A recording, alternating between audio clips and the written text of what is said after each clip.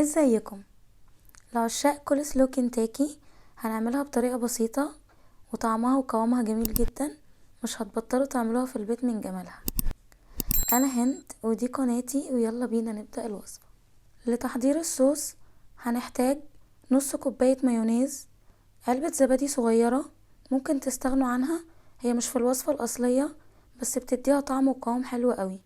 5 معالق كبيرة سكر، والتركاية بتاعتي بحط ربع كوباية لبن بتخلي قوامها ناعم وجميل قوي، معلقة خل، معلقتين عسل ابيض، ورشة ملح. هنميكس كله مع بعض كويس قوي لغاية لما يبقى قوامها كريمي كده.